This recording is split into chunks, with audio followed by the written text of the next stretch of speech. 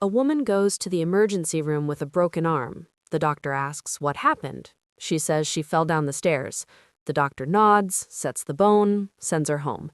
3 weeks later, she's back. Different injury, same story. Fell down the stairs again. By the 5th visit, the doctor finally asks, "How many staircases do you have in your house?" She pauses, looks down, and whispers, "Just one, but he keeps telling me I'm clumsy." The doctor wasn't looking at her bones anymore. He was looking at her mind. If this hit different, do me a favor, hit that subscribe button.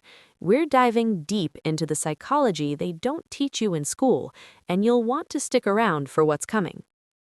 Here's what most people don't realize about emotional abuse. It's not a single explosion. It's a training program. And you're not just the student, you're the lab rat in an experiment you never signed up for. The goal? To make you question everything you know about yourself until their version of reality becomes the only one that feels safe to believe. Let's talk about how this happens step by microscopic step. Phase 1. The baseline shift. It starts so small you'd miss it if you weren't looking. Someone disagrees with your memory of a conversation, not in a big, dramatic way, just a casual, "That's not what I said," or "You're remembering it wrong." You brush it off. Memories are fuzzy, right? People misremember things all the time. But here's the twist. They're not misremembering. They're repositioning. Every time they contradict your recollection, they're placing a tiny seed of doubt in your mind. Not about them, about you. Researchers call this reality monitoring confusion. Your brain has to choose between two conflicting records of the same event, and when someone confidently insists on their version, especially someone you trust or love, your mind starts doing this weird calculation. Well, maybe I did get it wrong. They seem so sure. That calculation is the first crack in your foundation. Here's something wild. Studies on gaslighting show that people don't just doubt specific memories after repeated contradictions. They start doubting their overall ability to perceive reality accurately. It's like your brain pays a confidence tax every single time someone challenges your version of events. One contradiction, you're fine. 20 contradictions spread across 3 months, your mental stability starts running on fumes. The abuser knows this. Maybe not consciously, but they know. They've learned through trial and error that your resistance weakens with repetition, so they repeat and repeat and repeat. Phase 2, the emotion flip. Now we level up. They're not just contradicting facts anymore, they're redefining your emotions.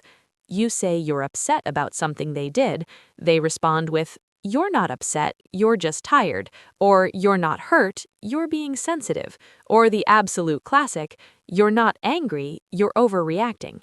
This is diabolical because emotions are already confusing.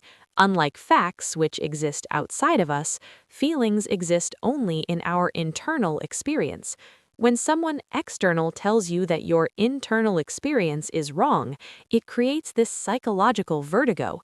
Dr. Robin Stern, who literally wrote the book on gaslighting, calls this emotional kidnapping. They're hijacking your right to name your own feelings. And once they can tell you what you feel, they can tell you what you should do about it, which is usually nothing. Let's get specific about a tactic that absolutely wrecks people: the forced apology. You bring up something hurtful they did. Somehow, and you're never quite sure how, the conversation ends with you apologizing to them for being too sensitive, for bringing it up wrong, for not understanding their intentions. You walk away thinking, wait, how did that happen? It happened because they're masters at conversational judo. They take your legitimate grievance and flip it into an attack on their character. Suddenly, you're not defending your hurt, you're defending yourself against accusations of being unfair, ungrateful, or cruel. Psychologists have documented this pattern in abusive relationships for decades. The technical term is DARVO: deny, attack, reverse victim and offender. But the lived experience is much simpler. You went in with a problem and came out feeling like you are the problem. Phase 3, the isolation equation. Here's where it gets really sinister. They start creating distance between you and anyone who might validate your reality. Your best friend who always had your back? She's just jealous of what we have. Your family who made concerns? They never liked me anyway. They're turning you against me. Your therapist who suggested the relationship might be unhealthy? Therapists always blame the partner. They make money on relationship problems. One by one, your external reference points disappear. And here's the kicker. Sometimes they don't even have to say anything. You start self-isolating because explaining your relationship to others feels exhausting. Defending them feels easier than defending yourself. The math is simple. Fewer outside perspectives means their perspective becomes your entire world. Humans need sanity checkpoints. We need people who can say, no, you're not crazy. That was messed up. When those checkpoints vanish, you're navigating entirely by their compass, and their compass points wherever serves them. Phase 4, the identity dissolution. This is the final phase, and it's the scariest. You stop trusting your own preferences, your own judgments, your own gut. Someone asks what you want for dinner, and you freeze. Not because you don't know, but because you've learned that having preferences leads to conflict. So you say, I don't care, even though you absolutely do care. You second-guess every decision, every opinion, every instinct, because for months or years, those instincts have been labeled wrong, dramatic, stupid, or crazy. There's actual neuroscience behind this. When we're repeatedly told our perceptions are incorrect, the anterior cingulate cortex, the part of our brain responsible for error detection and self-monitoring, goes into overdrive. We become hyper-vigilant about our own thoughts, constantly scanning for mistakes we might be making. We become our own worst gaslighter. By this point, they don't even need to be in the room to control you. You've internalized their voice. You police yourself. You doubt yourself before anyone else gets the chance. This is the training program complete. You've learned to distrust the one person who should be your strongest advocate, yourself. But here's what they don't tell you in the training program. The program can be uninstalled.